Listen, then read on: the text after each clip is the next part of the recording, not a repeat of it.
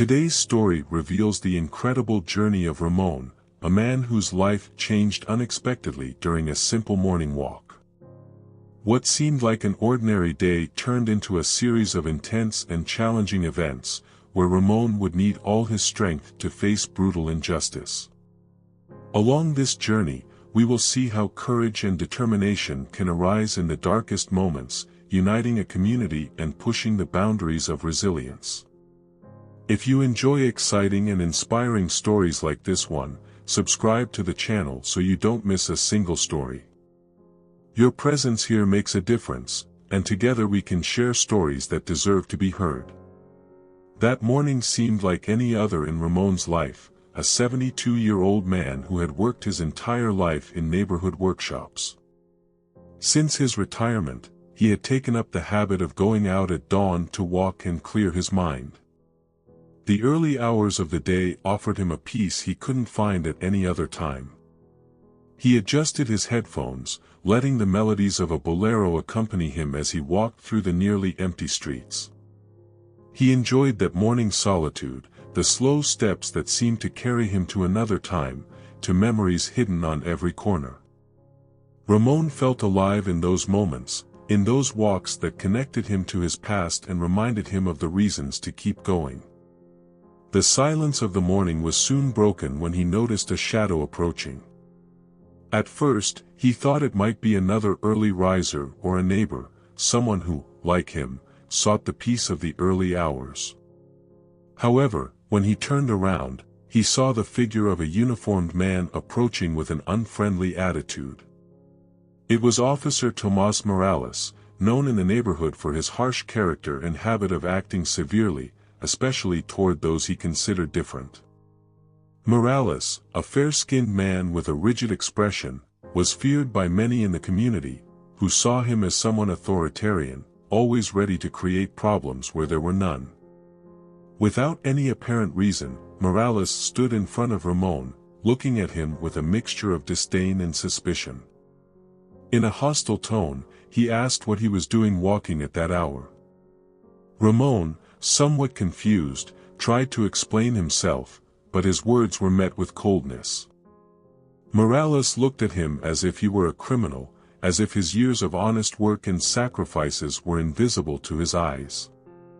The situation escalated quickly when, without giving him a chance to defend himself, the officer accused him of being suspicious, claiming he had seen him lurking in a suspicious manner.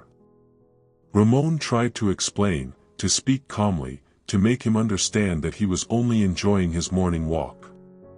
However, his words only seemed to irritate Morales more, who looked at him with contempt. Suddenly, the officer pushed him so hard that Ramón fell backward onto the ground. The blow caught him by surprise, and as he tried to get up, he felt an immense pressure in his chest. Morales, showing no empathy, leaned over him, pressing his shoulder against the pavement with force, repeating that he should stay on the ground. In his mind, Ramón tried to find logic in this aggression, something that would help him understand why he was being treated with such brutality. Some neighbors and passers-by began to slowly approach, but no one intervened. They watched from a distance, with fear painted on their faces, not daring to confront the officer. Their gazes seemed to say it all. Many knew Morales's reputation and preferred to stay out of it to avoid trouble. Meanwhile, Ramón, still on the ground, tried to move, to get away from this absurd situation that felt so surreal to him. His heart was pounding, and only the faces of his wife and grandson, who were probably still asleep, unaware of what was happening, echoed in his mind. Morales, seeing that Ramón was trying to get up, pushed him again, this time with more force, causing his head to hit the pavement. The pain left him paralyzed for a moment, and he felt as if the energy had drained from his body. All his efforts seemed futile against the officer's excessive strength. His breathing became heavy, every movement hurt, but Ramón still fought to stay conscious, resisting as best as he could. Morales, as if enjoying his position of power, continued to apply pressure on the elderly man, preventing him from any attempt to stand up or even defend himself. The murmurs around them began to grow louder. People whispered among themselves, but no one stepped forward to help. The minutes dragged on, and Ramón felt that every second was torture. Morales, with the same hardness in his gaze, continued pressing him against the ground, and at one point, without a hint of remorse, kicked him in the side, leaving him breathless. In that instant, Ramón understood that his life might end there, that he might never return home. The pain in his ribs was unbearable, and his legs, which had just held his weight firmly, now seemed to lose all their strength. Little by little, Ramón stopped feeling his legs. At first, he thought it was the impact of the blow, that the pain made him numb, but as the minutes passed, a feeling of numbness took over his limbs. His mind tried to process what was happening, but the horror of the situation left him paralyzed. As he lay there, unable to move, he remembered the happy moments of his life, his children's embraces, his grandson's laughter, and a deep despair took hold of him. In the distance, a siren began to sound, and Morales, hearing it, finally stepped away from Ramón. But the damage was already done. Ramón could barely move, and when he tried to stand up, his legs did not respond. Reality hit him like a heavy stone. He tried to wiggle his toes, but felt nothing. The crowd approached, some trying to help, others simply watching in horror at what remained of a man who had just gone out for a walk a few moments earlier. Ramón looked around, and despair engulfed him. Deep down, he understood that something in his life had just broken forever. Hours later, Ramón opened his eyes in a hospital room, surrounded by a heavy silence. The white ceiling light was blinding, and the antiseptic smell immediately reminded him of the painful episode he had endured. He tried to move his legs, but nothing happened. The anguish began to grow within him, an anguish that went beyond the physical, one that struck directly at his spirit. Beside him, his wife Carmen and his son Javier looked at him with eyes full of sadness and concern. Carmen squeezed his hand tightly, as if she wanted to give him all the energy and love she had, while Javier watched with a furrowed brow, trying to stay calm.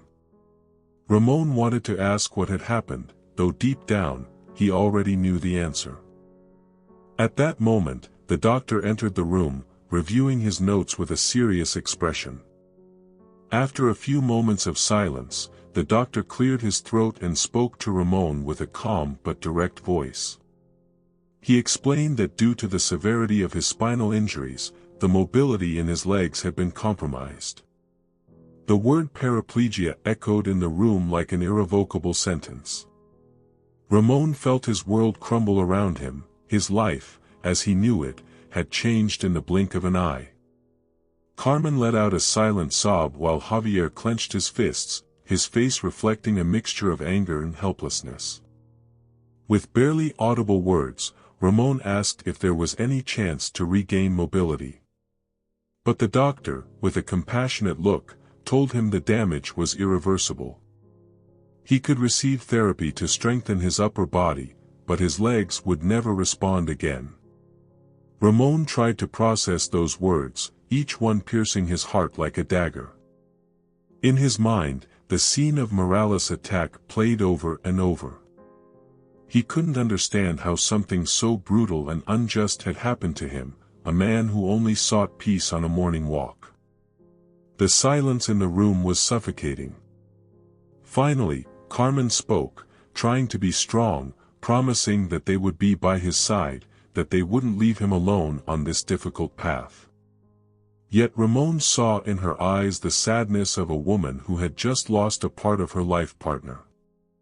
Javier, on the other hand, got up from the chair and left the room without saying a word. Ramón knew his son was strong, but he also knew the anger and helplessness Javier felt were like a contained storm. Days passed, and Ramón remained in the hospital bed, sunk in a silence that reflected his despair. He watched nurses come and go, attending to his needs without question, unaware of the horror behind his story. Carmen and Javier visited every day, though it became increasingly difficult for them to find the right words. Ramón felt that each visit was a reminder of the new reality he had to face, one that trapped him in a bed with no escape. Every time he closed his eyes, he relived Morales' attack, the gazes of bystanders who did nothing, and the loneliness of those moments of suffering. One afternoon, Javier arrived with a determined expression. He approached his father and, with a firm voice, said they needed to seek justice, that they couldn't let Morales get away with it.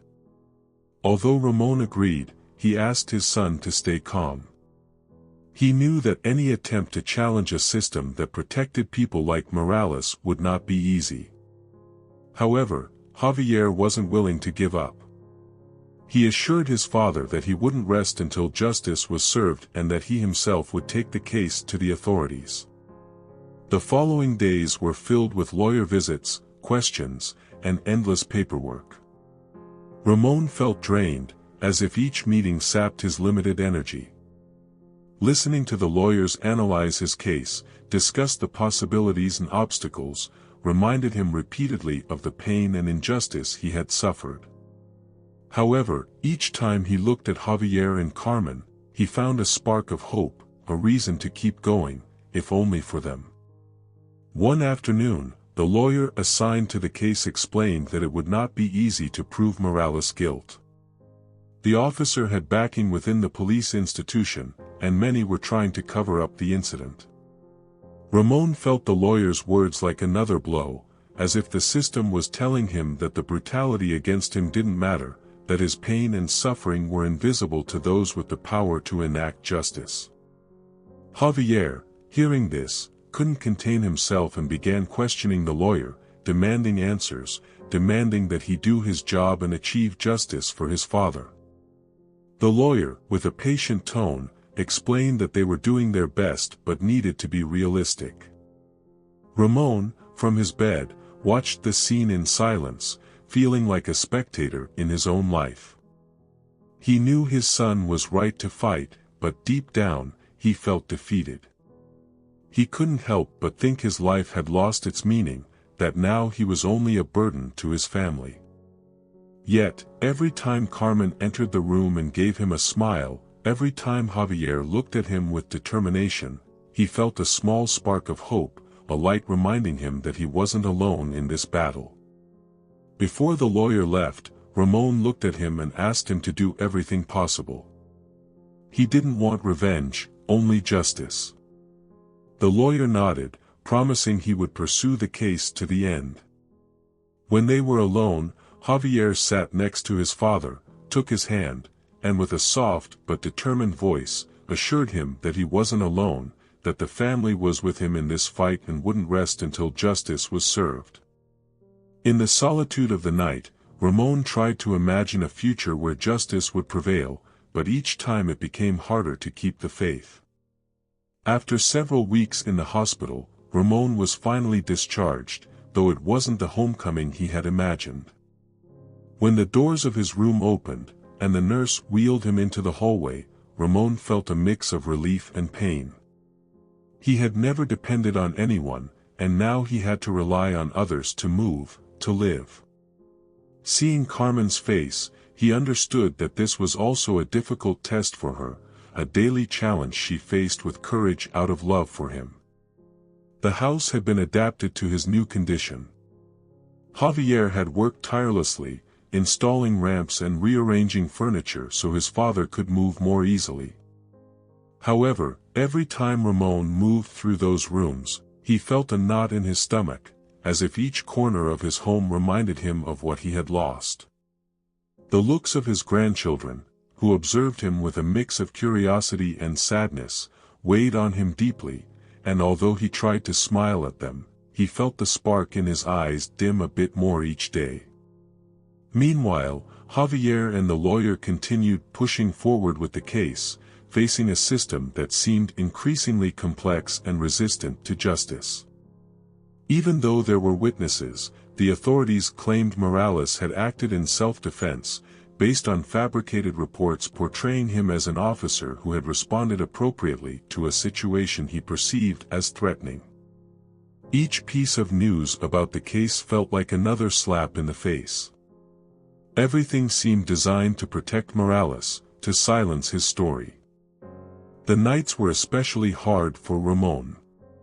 The loneliness, the memory of his old life, and the constant physical pain made him question whether it was truly worth continuing. He repeatedly relived the brutality of the attack in his mind, the indifferent glances of passers-by, the moment he realized his legs would never respond again.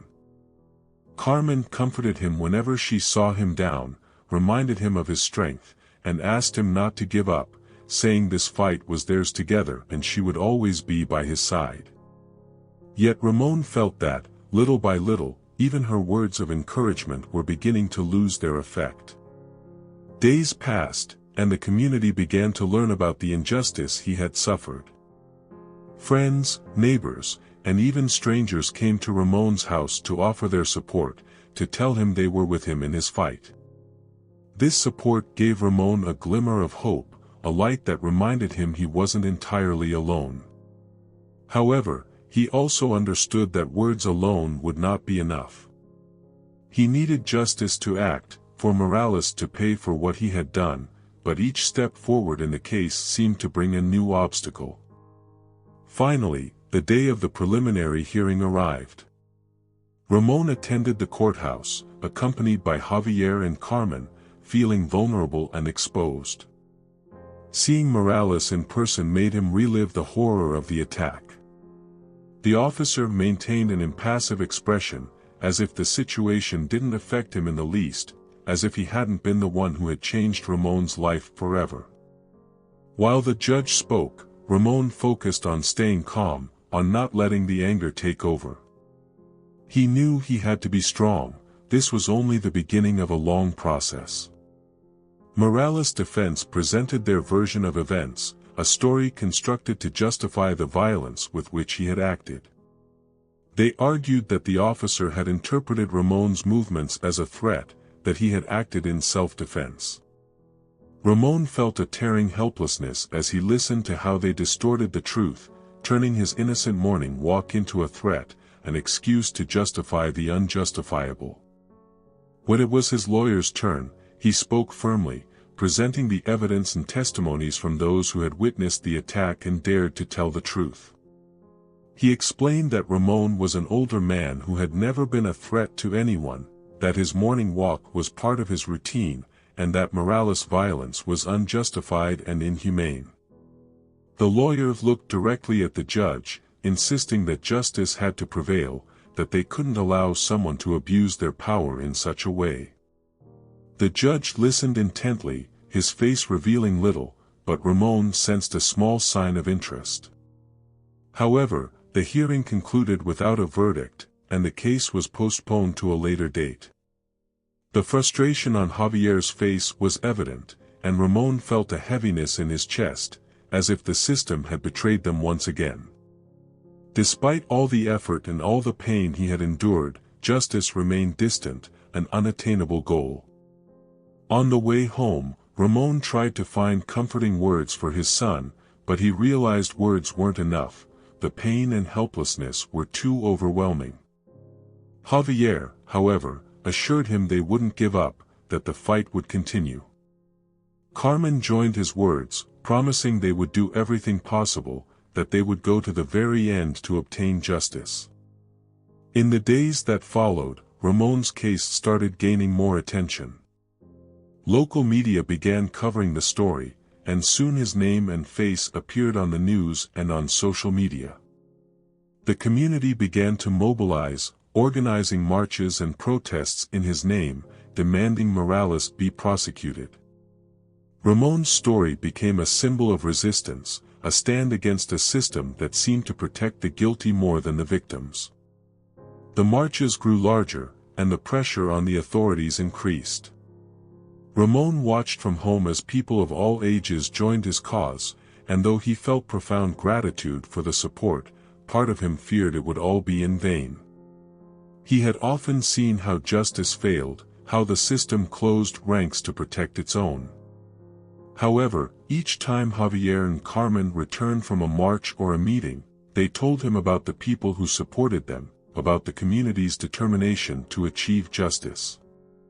One night, Javier showed his father the social media platforms. There, hundreds of people were sharing his story, posting messages of support, and demanding justice for him. Ramón was moved to tears, feeling that although his life had drastically changed, he had found a reason to keep going in this fight, a hope that gave him the strength to face each new day. As Ramón's story spread through the community, the support grew. People from other neighborhoods and cities joined the marches and vigils held in his name. Signs with his face and messages like "Justice for Ramón" became common at every protest. People not only demanded justice for him, but they also denounced the abuse of power and violence against innocent people. Ramón watched all of this from his home, surprised and moved, feeling embraced by a community that had united in his defense.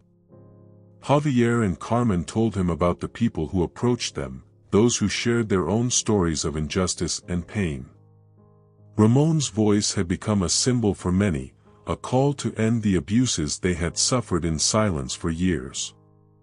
Although the system seemed to ignore them, the pressure from the community and the media continued to grow. Ramón saw how young and old, people of all ages and backgrounds, raised their voices in his name. This support kept him strong, though deep down, he still feared that justice might not come. The protests began to intensify. At one of the most crowded marches, the crowd gathered in front of the police station where Morales still worked, demanding his dismissal and prosecution. Javier was at the front of the march, holding a sign that read, "Justice for my father." His face showed unyielding determination, and his voice resonated powerfully in unison with the crowd. In that moment, Ramón felt a mix of pride and pain.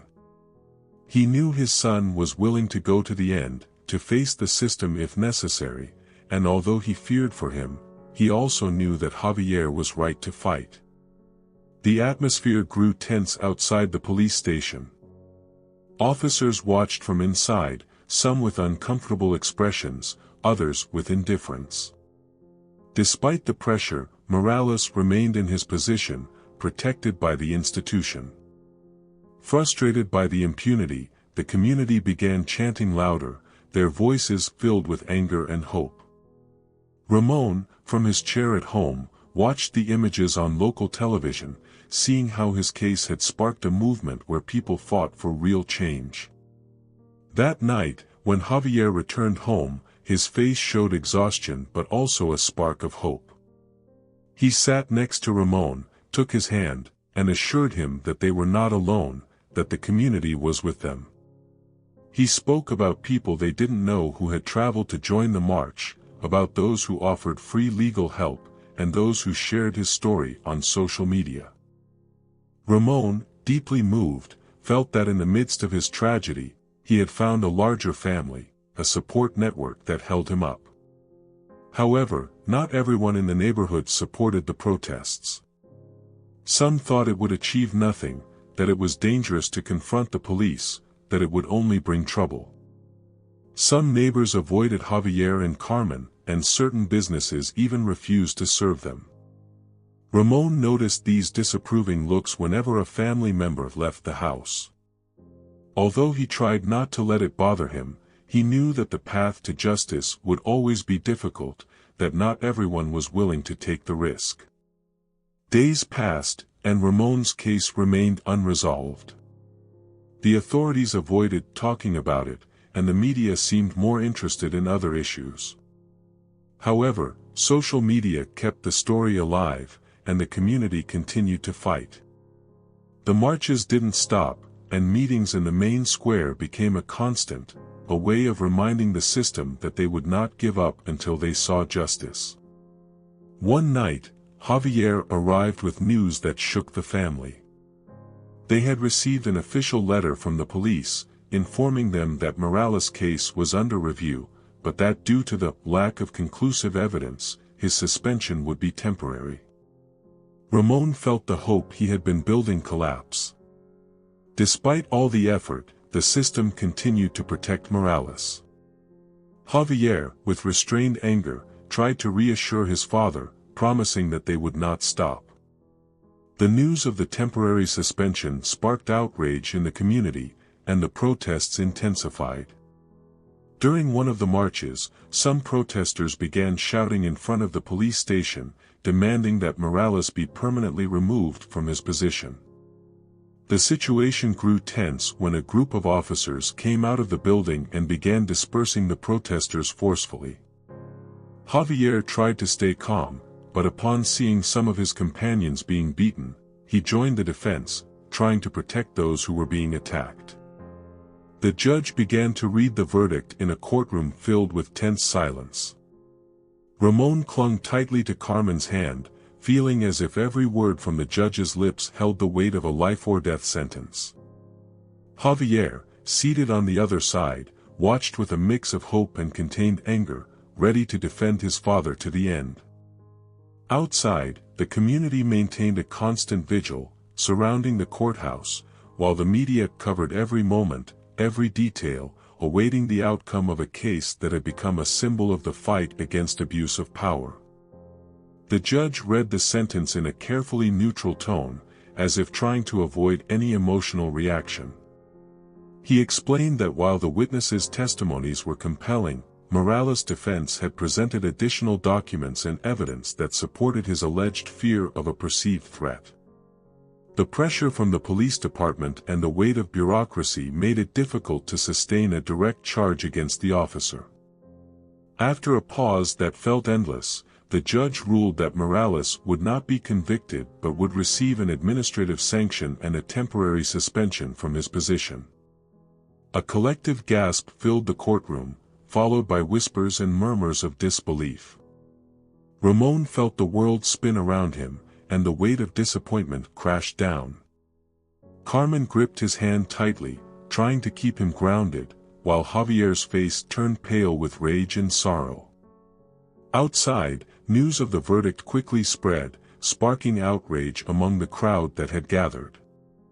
Chants of "Justice for Ramón" echoed outside the courthouse, voices filled with frustration and heartbreak.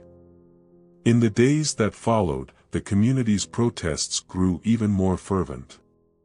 People demanded that the system truly address the abuses it allowed to persist, and Ramón's story became a rallying cry for justice reform.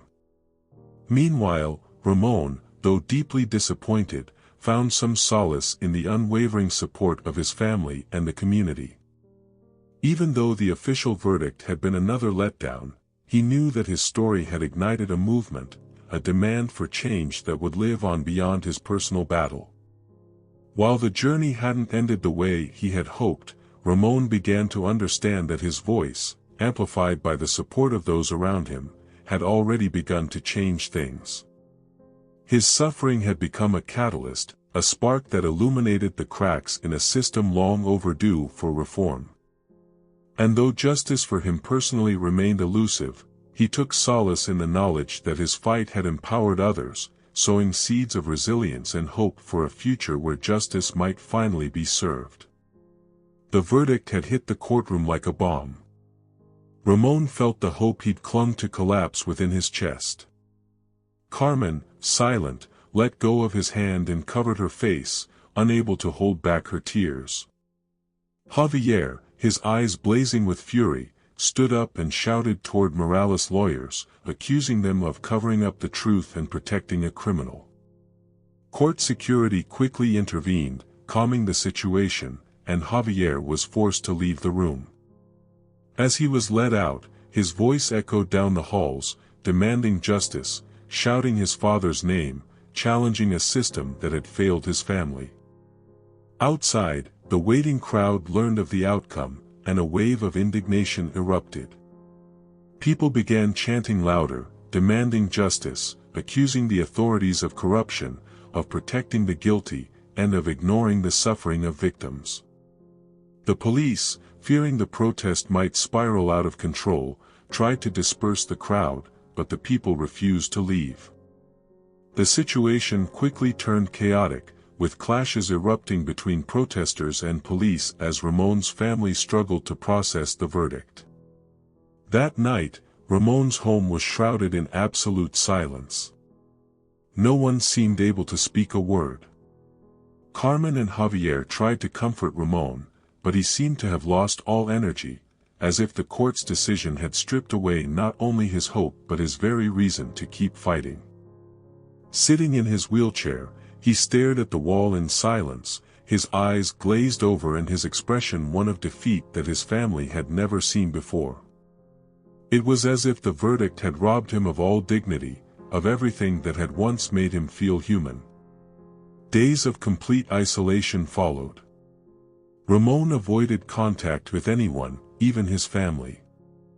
Each time Carmen tried to speak to him, he would only lower his head, unable to meet the eyes of the woman who had been by his side every step of the way. Javier, desperate to do something, to change the situation, suggested they appeal the case, to try a new path to justice, but Ramón simply shook his head. He felt that justice had turned its back on him, that there was no place in the world for his truth. Meanwhile, the community's outrage continued to grow. Neighbors, friends, and supporters of Ramon's cause organized a series of protests and vigils, refusing to accept the outcome of the trial. Social media exploded with messages of support, and Ramon's name became a rallying cry of resistance. Streets filled with people chanting his name, demanding justice not only for him but for all victims of abuse and impunity. Yet Ramón remained silent, immersed in a deep sadness, convinced that no matter how much the world supported him, his battle had been in vain. One afternoon, Carmen decided to confront Ramón. She entered the room, stood before him, and, with a voice that was broken but firm, reminded him of all the reasons he had fought. She spoke of the love their children and grandchildren had for him, the support of their community, and the strength he had always shown in defending his principles. Ramón, with tears welling in his eyes, listened in silence, unable to find the words to respond. Carmen pleaded with him not to give up, not to let Morales and the system that protected him destroy everything they had fought for. She assured him that the community had not forgotten them, that people were still standing, demanding justice for him. In that moment, Ramón realized that his pain was no longer his alone, that his story had become a cause for many. Though he felt he had lost hope, Carmen's determination and the community's support reminded him that his fight could not end there. Though the system had failed him, he still had the chance to stand firm as a symbol of dignity. The next day, Ramón decided to leave the house. With Javier's help, he made his way to the town square, where hundreds of people had gathered for a vigil in his honor. Upon seeing him, the crowd erupted in applause and cheers of support. Ramón, visibly moved, acknowledged them with a slight bow of his head. A community leader handed him the microphone, and for the first time in weeks, Ramón spoke. With a trembling voice, he began to talk. He thanked everyone for their support, for not leaving him alone, and he confessed the pain and frustration he had felt after the verdict.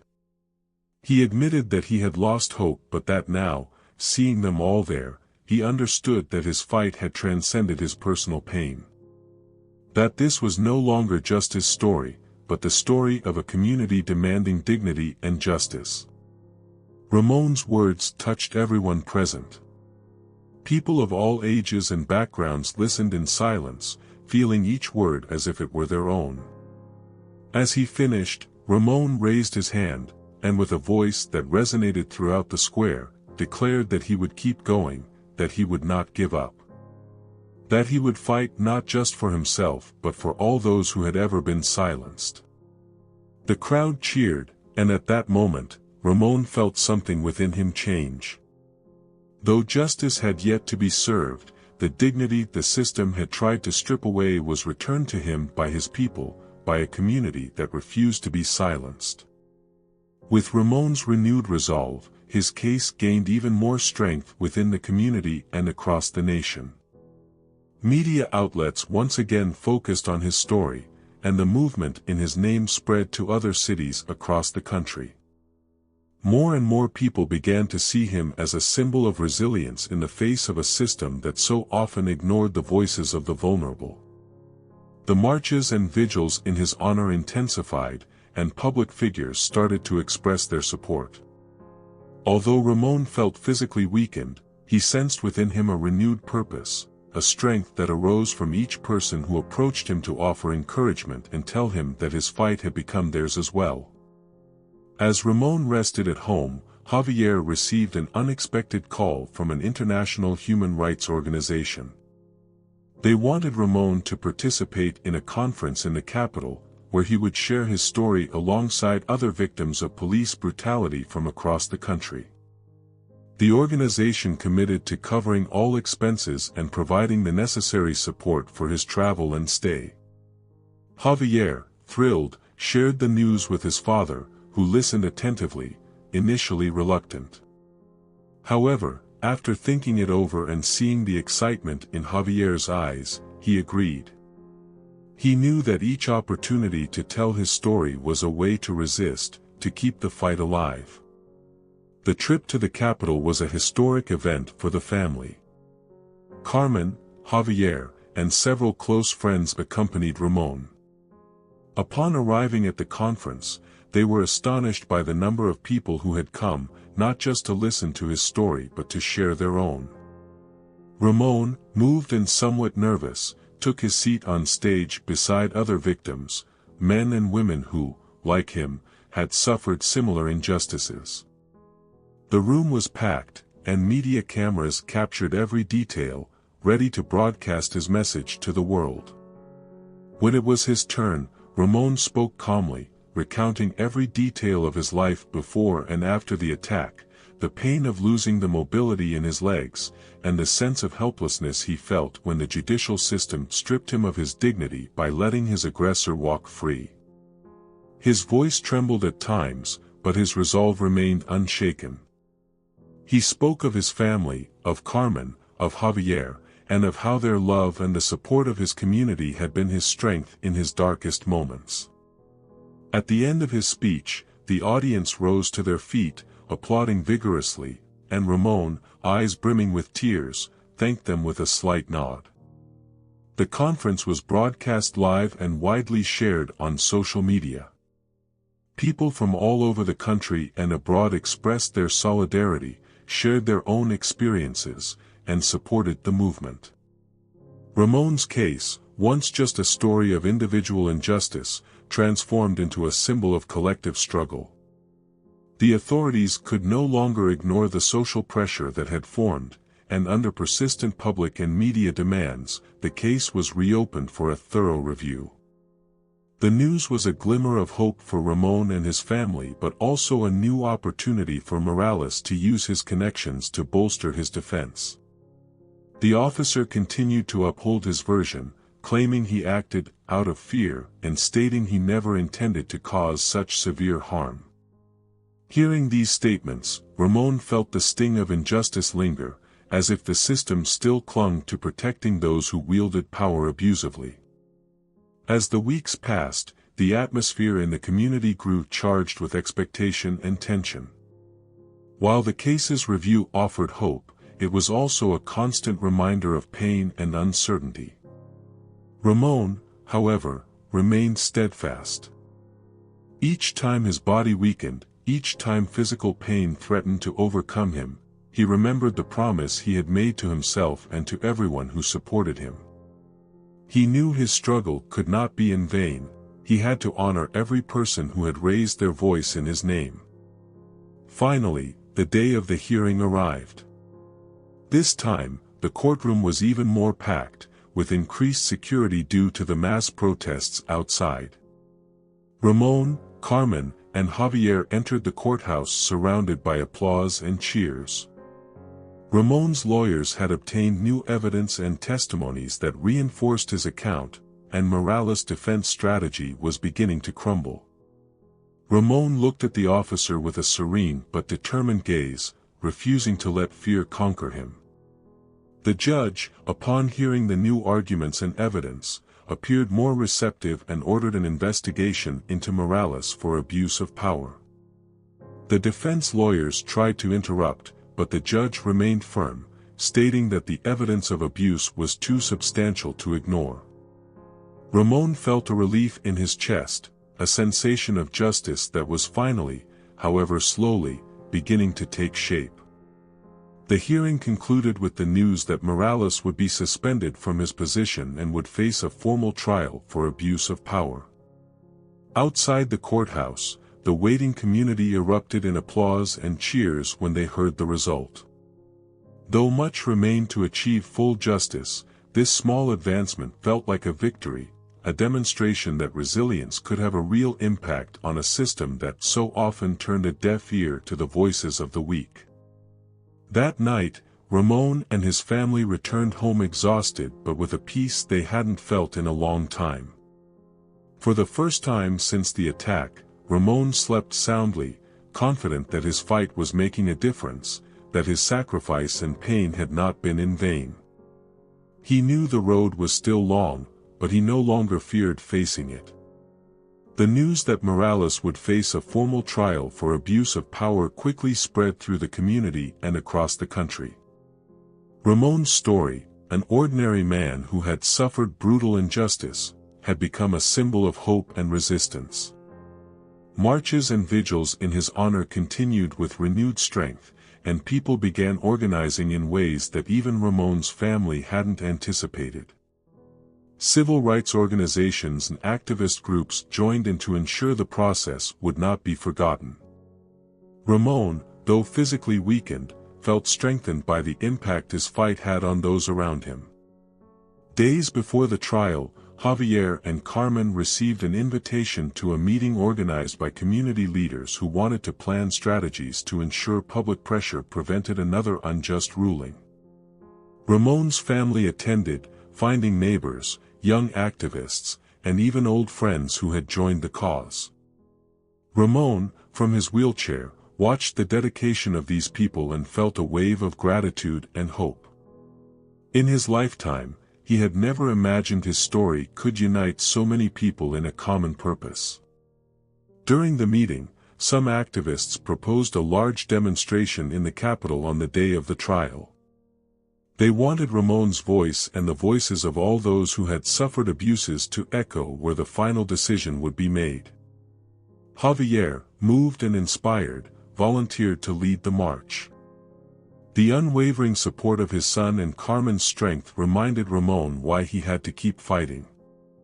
Though his health grew frailer, the strength of his community gave him a purpose that transcended his personal pain. The day of the trial arrived, and as planned, the demonstration in the capital drew thousands of people. Banners reading, "Justice for Ramón" and "End Abuse of Power" waved in the air, and the chants of the crowd echoed through the streets. Javier marched at the front, holding a photo of his father, and Carmen walked beside him, her face resolute, hiding tears she fought to keep at bay. Ramón, watching live footage of the march on television, felt a mixture of nerves and gratitude as he saw so many people standing with him. Inside the courtroom, the atmosphere was tense. The judge, aware of the public pressure, took his seat with a serious expression and began listening to the arguments and testimonies presented. This time, Morales' defense seemed far less solid. Eduardo's new testimony, the witness who had seen the attack from the park, was read with strength and precision, making it clear that Ramón had posed no threat. Other witnesses also testified, describing Morales' brutal treatment and the indifference with which he acted that morning. Morales' lawyers tried to discredit the testimonies, claiming they were part of a media-driven campaign to tarnish the officer's reputation. However, the witnesses' determination and clarity left an impact on the judge, who asked several pointed questions to the defense, visibly intent on uncovering the truth. Ramón, seated in the courtroom, felt the weight of each word, each argument.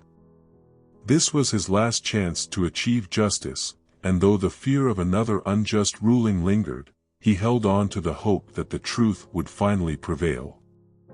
The most anticipated moment arrived and Morales himself was called to testify. Ramón watched him closely, trying to detect any trace of remorse on his face, but all he found was a chilling coldness. Morales stuck to his story, claiming he had acted under protocol and that Ramón's appearance had seemed suspicious.